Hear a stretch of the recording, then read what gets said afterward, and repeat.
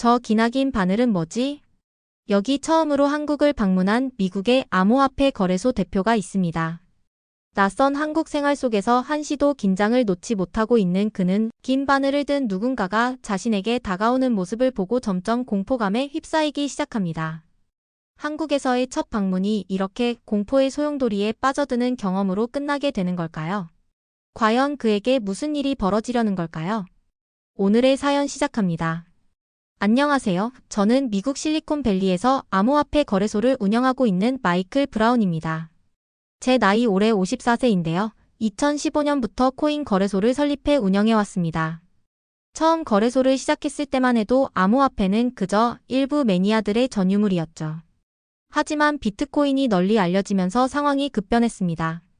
특히 2021년 NFT 시장이 폭발적으로 성장하면서 저희 거래소의 거래량은 전년 대비 6.5배나 증가했어요. 드디어 성공했다. 라는 기쁨도 잠시 예상치 못한 악재가 찾아왔습니다.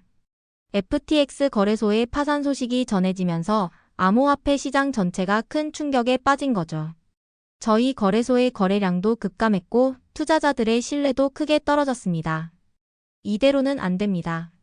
무슨 수를 써서라도 회사를 살려야 해요. 저는 매일 아침 7시부터 밤 12시까지 사무실에서 살다시피 했습니다. 주말도 없었죠. 점심은 늘 햄버거나 피자 같은 패스트푸드로 때웠고 저녁은 대부분 거르기 일수였어요. 담배 연기를 내뿜으며 모니터만 뚫어져라 보는 날들이 이어졌죠. 마이클, 너 얼굴색이 안 좋아 보여. 좀 쉬는 게 어때? 동료들의 걱정 어린 말도 귓등으로 흘려들었습니다. 제 머릿속엔 오직 회사를 살리는 것밖에 없었으니까요. 하지만 인간의 몸은 속일 수 없는 법이었습니다. 처음에는 단순한 피로감인 줄 알았어요. 하루 종일 앉아있다 보니 허리도 아프고 소화도 잘 안 되는 것 같고 그저 과로 때문이겠거니 했죠. 커피로 버티면 될 거라 생각했습니다. 하지만 증상은 점점 심각해져 갔어요. 화장실을 가면 변비와 설사가 반복되고 복부에 이상한 통증도 느껴졌죠. 밤에는 식은땀을 흘리며 잠을 설치는 날이 많아졌습니다. 괜찮아, 이 정도쯤이야. 스스로를 다독이며 버텼지만 결국 더는 참을 수 없는 지경에 이르렀습니다. 병원을 찾았을 때 의사는 심각한 표정으로 말했죠. 의사는 제 건강검진 결과를 하나씩 짚어가며 설명했습니다. 대장 내시경 검사에서 발견된 종양, CT 스캔 결과, 혈액 검사 수치까지. 모든 것이 최악이었죠. 브라운 씨, 대장암 3기입니다. 즉시 치료를 시작해야 합니다. 그 순간 머릿속이 하얘졌어요. 의사는 제 생활 습관을 조목조목 지적했습니다. 고지방, 고칼로리 식사가 잦으셨나요? 네, 거의 매일 패스트푸드로 끼니를 때웠죠. 운동은 얼마나 하셨습니까? 일하느라. 거의 못했어요. 흡열량은요? 하루에 2갑 정도. 음주는요? 스트레스 때문에 매일 반병 정도. 의사의 질문에 답할 때마다 후회가 밀려왔습니다. 20대 후반부터 시작된 불규칙한 생활, 30대의 무절제한 식습관, 40대의 과도한 업무 스트레스. 제가 얼마나 어리석은 선택을 해왔는지 그제서야 깨달았죠. 이런 생활이 10년, 20년 지속되면서 장 점막이 서서히 손상된 거예요. 대장암은 하루아침에 생기는 게 아닙니다. 의사 선생님의 말씀이 가슴을 파고들었어요. 돈을 벌겠다고 성공하겠다고 제 몸에 독을 부어온 거였습니다. 돈과 성공이 전부라고 생각했던 제 어리석음을 한탄해봤자 뒤늦은 후회가 된 상황이었죠. 대장 절제 수술 후 시작된 항암 치료는 생각보다 훨씬 고통스러웠어요. 첫 항암제 투여날 주사기를 꽂는 순간부터 시작된 고통은 말로 표현할 수 없을 정도였습니다. 온몸이 불에 타는 듯했고 위장이 뒤틀리는 것 같았죠. 브라운 씨, 혈소판 수치가 7만으로 떨어졌네요. 아시겠지만 혈소판 수치가 낮으면 출혈 위험과 감염이 발생할 가능성이 높아져요. 이번 주 항암은 연기해야겠습니다. 치료 과정은 순탄치 않았어요. 혈액 수치가 떨어져 치료가 미뤄지기 일쑤였고 그때마다 불안감은 커져갔습니다. 항암제 투여 후에 어김없이 찾아오는 구토와 설사는 저를 완전히 지치게 만들었어요. 이제 그만. 죽고 싶어. 항암 후유증의 고통은 우울감으로 이어지는 경우가 많았습니다. 머리카락이 한 움큼씩 빠질 때마다, 거울 속 헬쑥해진 제 모습을 볼 때마다 절망감이 밀려왔어요. 병실 창밖을 하염없이 바라보며 조용히 눈물을 흘리던 날도 많았습니다. 특히 힘들었던 건 의료진과의 소통이었어요. 전문 용어들은 알아듣기 어려웠고 의사마다 조금씩 다른 의견을 내놓을 때면 혼란스러웠죠. 점점 질문하는 것조차 두려워졌습니다. 9개월간의 항암 치료가 끝나고 회사로 복귀하기 전 의사는 저에게 몇 가지 중요한 주의사항을 전했습니다. 브라운 씨, 이제 일상으로 돌아가실 텐데 몇 가지 꼭 지켜주셔야 합니다. 우선 식사 관리가 매우 중요해요. 고단백, 저지방 식단을 유지하시고 가공육이나 튀긴 음식은 절대 피하셔야 합니다. 하루 3끼를 조금씩 나눠 자주 드시는 게 좋아요. 의사는 특히 스트레스 관리를 강조했습니다. 업무에 복귀하시더라도 과로는 절대 금물입니다. 하루 8시간 이상 근무는 피하시고 2~3시간마다 10분씩 휴식을 취하세요. 매일 30분 이상 가벼운 산책을 하시고 3개월간은 격렬한 운동은 피하셔야 해요. 그리고 3개월마다 정기검진은 반드시 받으셔야 합니다. 하지만 회사로 돌아왔을 때 현실은 이런 주의사항을 지키기 힘들게 만들었습니다. 상황은 참담했어요. 암호화폐 시장은 코인베이스와 같은 대형 거래소들이 장악한 상태였고 우리 회사의 거래량은 급격히 감소해 있었습니다. 더 큰 문제는 추세였습니다. 2022년 들어 전체 시장이 위축되면서 미국 최대 코인 거래소인 코인베이스도 매출이 40억 달러 수준으로 떨어졌지만 여전히 월간 거래 고객 수는 800만 명을 유지하고 있었어요. 반면 우리 회사는 월간 거래 고객이 50만 명 아래로 떨어진 상태였습니다. 이대로 무너질 순 없어. 2015년 저는 단돈 10만 달러로 이 회사를 시작했습니다. 당시엔 사무실도 없었죠. 대학 동기의 차고를 빌려 3명이서 시작했던 작은 스타트업이었어요. 밤새워 코딩하고 잠도 못 자가며 보안 점검 테스트를 했던 날들이 떠올랐습니다. 첫 투자를 받기 위해 실리콘밸리 전역을 뛰어다녔던 기업 50번의 거절 끝에 마지막으로 찾아간 벤처 캐피탈에서 500만 달러 투자를 받아냈을 때의 그 기쁨. 직원들과 맥주 마시며 밤새 얘기하던 순간들까지. 이 모든 것들이 주마등처럼 스쳐 지나갔어요. 내가 8년간 피와 땀으로 일궈낸 회사야. 이렇게 무너지게 내버려 둘 순 없어. 이제는 200명이 넘는 직원들의 생계가 걸려 있었습니다. 초창기부터 함께 해온 개발자들, 어려울 때마다 힘이 되어준 영업팀, 이제 막 꿈을 안고 입사한 신입 직원들까지. 그들과 가족들의 얼굴이 떠올랐습니다. 우리는 하나의 가족이었으니까요. 저는 점점 의사의 당부를 잊어가기 시작했습니다. 다시 야근이 잦아졌고 끼니를 제때 챙기지 못하는 날도 늘어났죠. 스트레스로 인한 불면증이 찾아왔고 약속했던 정기검진도 미루기 시작했습니다. 그리고 3개월 후 뒤늦게 받은 정기검진에서 청천벽력 같은 소식을 듣게 됩니다. 브라운 씨, 이번에는 상황이 더 심각합니다. 의사의 목소리가 무겁게 가라앉았습니다. 암세포가 이전보다 더 공격적인 형태로 변했고 주변 림프절로 전이될 위험도 커졌다고 했습니다. 미국 내 여러 병원과 상담해봤지만 의사는 말을 잇지 못했습니다. 기존의 치료법으로는 효과를 보기 어렵다는 것이었죠. 그때 의사가 뜻밖의 제안을 했습니다. 브라운 씨, 한국의 대학병원을 강력히 추천하고 싶습니다. 한국이요? 왜 하필? 3가지 이유가 있습니다. 첫째, 한국의 대학병원들은 대장암 치료에서 세계 최고 수준의 성과를 보이고 있어요. 특히 재발성 대장암 환자의 5년 생존율이 미국 평균보다 15% 이상 높습니다. 의사는 태블릿으로 한국 대학병원들의 연구 자료를 보여주었습니다.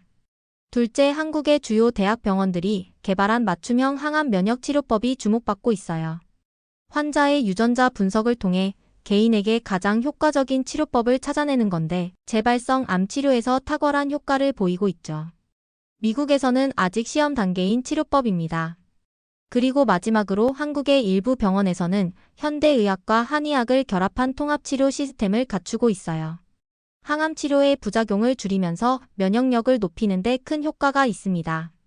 브라운 씨처럼 이미 한 차례 항암 치료를 받은 환자에게는 이런 접근이 매우 중요합니다. 제 머릿속은 복잡했습니다. 한국이라. 너무 멀고 낯선 나라였습니다. 하지만 이대로 포기할 수는 없었어요. 회사와 직원들을 위해서라도 저는 살아야만 했습니다. 다음 날 저는 임원들을 모아놓고 제 상황을 설명했습니다. 모두들 충격을 받았지만 오히려 저를 다독여 주었죠. 회사 걱정은 마세요. 대표님은 건강만 생각하세요. 우리가 잘 지켜내고 있을게요. 그렇게 저는 마지막 희망을 안고 한국행 비행기에 올랐습니다. 그때는 몰랐습니다. 이 선택이 제 인생을 완전히 바꿔놓을 거라는 걸요. 2024년 4월 13시간의 긴 비행 끝에 인천공항에 도착했습니다.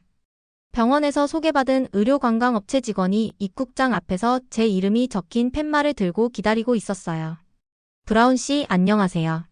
제가 병원까지 모시고 가도록 하겠습니다. 피곤한 기색을 보였는지 직원은 제게 휠체어를 권했습니다. 처음에는 괜찮다고 거절했지만 장시간 비행으로 부은 다리를 보며 휠체어를 수락했죠. 공항에서 병원까지 가는 길은 생각보다 멀었습니다. 차 안에서 직원은 앞으로의 일정과 병원 생활에 대해 설명해 주었어요. 다행히 영어 소통이 가능한 분이어서 궁금한 점들을 물어보며 불안감을 조금이나마 덜 수 있었습니다. 오늘은 병원에 도착하시면 간단한 입원 수속을 하시고 내일부터 검사가 시작될 예정입니다. 걱정 마세요. 제가 모든 과정을 도와드리겠습니다. 낯선 나라에서의 치료. 그래도 이렇게 하나하나 안내받으며 시작할 수 있다는 것이 다행이라는 생각이 들었습니다. 병원에 도착했을 때의 첫인상은 놀라웠습니다. 미국의 병원들과는 분위기가 달랐어요. 현대적인 시설과 깔끔한 인테리어가 인상적이었죠. 국제진료센터로 안내받았는데 그곳에서 영어가 유창한 직원이 입원 수속을 도와주었습니다. 브라운 씨, 먼저 기본적인 검사들을 진행하고 담당 교수님과의 면담이 있을 예정입니다. 모든 과정이 신속하게 진행됐습니다. 혈액 검사, 심전도, 엑스레이 등 기본 검사를 마치고 병실로 안내받았을 때는 이미 오후였죠. 4인실이었지만 깨끗하고 정돈된 공간이었습니다. 다음 날부터 본격적인 검사가 시작됐어요. MRI, 펫CT, 내시경 검사까지. 미국에서는 이 모든 검사를 받으려면 최소 2주는 걸렸을 텐데 여기서는 이틀 만에 모든 검사가 끝났습니다. 브라운 씨의 암은 일반적인 재발성 대장암과는 조금 다른 양상을 보입니다. 제 담당 의사로 배정된 김재훈 교수님은 모니터로 검사 결과들을 보여주며 상세히 설명해 주셨습니다. 암의 위치와 크기, 특성까지 꼼꼼히 짚어가며 설명했죠. 통역사가 옆에서 돕고 있었지만 교수님도 간단한 영어로 중요한 내용들을 직접 설명해 주셨어요. 저희는 통합암 치료를 제안하고 싶습니다. 표적 항암제와 면역 치료를 병행하면서 한의학적 치료도 함께 진행하는 방식입니다. 특히 놀라웠던 건 제 유전자 검사 결과를 바탕으로 맞춤형 치료 계획을 세웠다는 점이었어요. 암세포의 특성을 분석해 가장 효과적인 약물을 선택하고 부작용은 최소화하는 방식이었죠. 환자의 건강 상태나 기존 항암 치료 이력을 고려했을 때 이 방법이 가장 효과적일 것으로 판단됩니다. 미국에서 치료할 때와 달리 모든 과정이 체계적으로 설명되었고 질문할 기회도 충분히 주어졌습니다. 의료진들은 제 걱정과 불안을 이해하고 있다는 듯이 모든 질문에 상세히 답변해 주었어요. 다음 주부터 항암 치료가 시작된다는 설명을 들으며 저는 처음으로 희망을 느꼈습니다. 이곳에서라면, 이 의료진들과 함께라면 다시 한번 이 병을 이겨낼 수 있을 것 같았어요. 오늘부터 항암 치료를 시작하겠습니다. 김재훈 교수님은 모니터에 띄워진 제 검사 결과들을 보며 말씀하셨습니다. 이전과 다른 새로운 항암제를 사용한다고 했어요. 암세포의 특정 유전자만을 표적으로 하는 약물이라 일반 세포에는 영향이 적다고 했습니다. 첫 항암제 투여 날 긴장된 마음으로 주사를 맞았습니다. 그런데 의외로 미국에서 겪었던 것만큼의 심한 부작용은 없었어요. 물론 여전히 힘들었지만 이번에는 좀 달랐습니다. 브라운 씨, 오늘은 침 치료를 시작해 보겠습니다. 항암제 투여 전후로 받으시면 부작용을 많이 줄일 수 있어요. 한의학과 박 교수님의 설명을 들으며 처음에는 반신반의했습니다. 침으로 뭐가 달라질까 싶었죠. 하지만 실제로 경험해보니 달랐어요.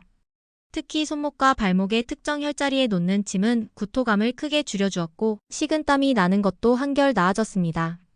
환자분의 기력 상태를 보니 위기능이 많이 약해져 있네요. 오늘은 소화 기능을 돕는 혈자리 위주로 치료하겠습니다. 놀라웠던 건 매일 제 상태에 따라 침을 놓는 위치와 방법이 달라진다는 거였어요. 단순히 부작용을 줄이는 것을 넘어서 제 몸 상태 전체를 보며 치료한다는 게 느껴졌죠. 면역력이 떨어졌을 때는 면역 기능을 높이는 혈자리를, 불면증이 심할 때는 수면을 돕는 치료를 해주셨어요. 처음에는 무서웠던 침이 이제는 기다려지는 치료가 되었습니다. 침 치료를 받고 난 후에 그 편안함이란 마치 온몸의 긴장이 풀리는 듯한 느낌이었죠. 특히 인상 깊었던 건 한방 치료가 필요할 때마다 즉각적으로 이루어졌다는 점입니다. 항암 치료 후 심한 구토가 있으면 바로 침 치료를 받을 수 있었고, 면역력이 떨어졌을 때는 한약 처방을 새로 조절해 주셨어요.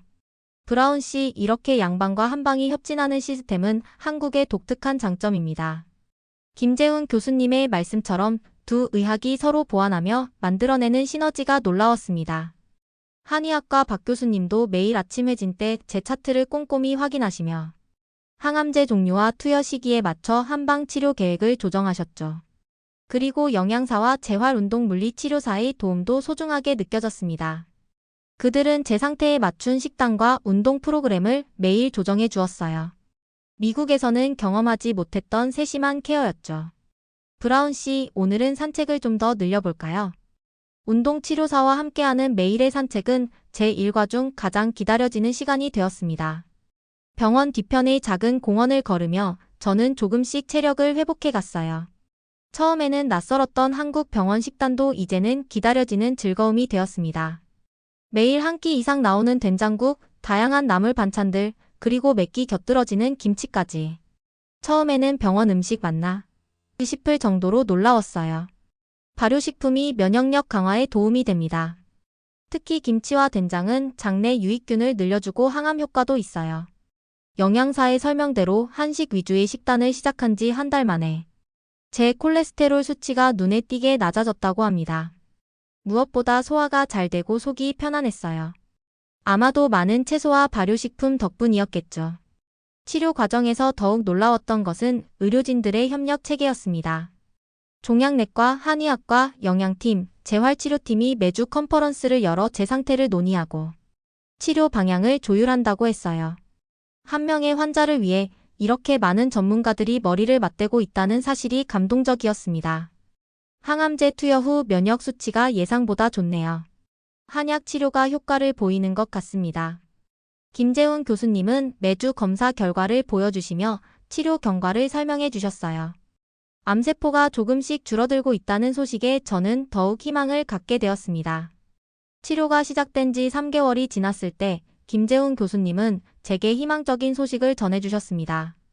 브라운 씨 펫CT 결과가 매우 고무적입니다. 암세포의 활성도가 현저히 감소했어요. 스캔 영상을 보여주시며 설명해 주셨는데 이전에 밝게 빛나던 부분들이 많이 흐려져 있었습니다. 항암 치료와 면역 치료의 효과가 나타나고 있다는 거였죠. 특히 놀라웠던 건 제 몸 상태였습니다. 미국에서 받았던 첫 항암 치료 때는 극심한 구토와 식욕부진으로 거의 움직일 수도 없었는데 이번에는 달랐어요. 물론 힘들긴 했지만 일상생활을 유지할 수 있을 정도였습니다. 한방 치료가 부작용 완화에 큰 도움이 되고 있네요. 면역 수치도 안정적이고요. 한의학과 교수님의 말씀처럼 매일 받는 침술과 한약 치료는 제 체력 유지에 큰 도움이 되었습니다. 처음에는 반신반의했던 한방 치료였지만 이제는 하루도 빼먹지 않고 받게 되었죠. 치료 5개월 차에 접어들면서 저는 병원 생활에 완전히 적응했습니다. 아침에 일어나 가벼운 스트레칭으로 하루를 시작하고 오전에는 항암 치료나 검사를 받고 오후에는 한방 치료와 운동을 하는 일과가 자리 잡혔어요. 무엇보다 달라진 건 제 마음가짐이었습니다. 이전에는 암 치료가 그저 이겨내야 할 고통으로만 여겨졌는데 이제는 제 몸과 마음을 치유하는 시간으로 받아들이게 되었어요. 회사 일도 화상회의로 가끔 참여하긴 했지만 더 이상 모든 것을 통제하려 하지 않았습니다. 임원들이 잘 해내고 있다는 소식을 들으며 저는 오히려 마음의 짐을 덜 수 있었죠. 브라운 씨, 이제 곧 퇴원을 논의해 볼 수 있을 것 같네요. 김재훈 교수님의 말씀에 가슴이 벅차올랐습니다. 6개월. 길고도 짧은 시간이었지만 이 시간들이 제 인생에서 가장 의미 있는 전환점이 될 거라는 걸 느낄 수 있었습니다. 퇴원을 일주일 앞둔 어느 날 김재훈 교수님께서 마지막 상담을 위해 저를 찾아오셨습니다. 브라운 씨, 앞으로도 3개월마다 정기검진은 필요합니다. 미국으로 돌아가시더라도 꼭 검진은 받으셔야 해요. 교수님은 제게 자세한 관리 지침을 전달해 주셨습니다. 식사부터 운동, 생활 습관까지. 이전에 제가 걸어왔던 길과는 완전히 다른 방향이었죠. 회사도 중요하지만 가장 중요한 건 브라운 씨 자신의 건강입니다. 과로는 절대 금물이에요. 그 말씀에 고개를 끄덕이며 저는 지난 6개월을 돌아보았습니다. 하루 16시간 넘게 일하며 살았던 제가 이제는 매일 아침 산책하는 것이 일상이 되었고 패스트푸드 대신 한식을 즐기게 되었죠. 미국으로 돌아가면 한식이 그리울 거예요. 간호사 선생님의 말처럼 이제는 맵기 된장국이나 미역국 같은 한식이 당연해져 버렸습니다. 심지어 김치도 이제는 매일 찾게 되었죠. 회사에서도 변화가 있었습니다. 제가 없는 동안 임원들이 훌륭하게 회사를 이끌어 주었고 오히려 새로운 성장 동력을 찾아냈다는 소식도 들었어요. 더 이상 모든 것을 혼자 통제하려 들지 않아도 된다는 걸 깨달았습니다. 브라운 씨는 이제 새로운 삶을 시작하시는 겁니다. 퇴원 당일 김재훈 교수님의 이 말씀이 가슴에 깊이 와닿았습니다. 그저 암을 치료하러 왔다가 저는 완전히 다른 사람이 되어 돌아가게 된 것 같았어요. 한국에서의 6개월은 제 인생에서 가장 큰 전환점이 되었습니다. 단순히 병을 고친 게 아니라 진정한 삶의 의미를 되찾은 시간이었죠.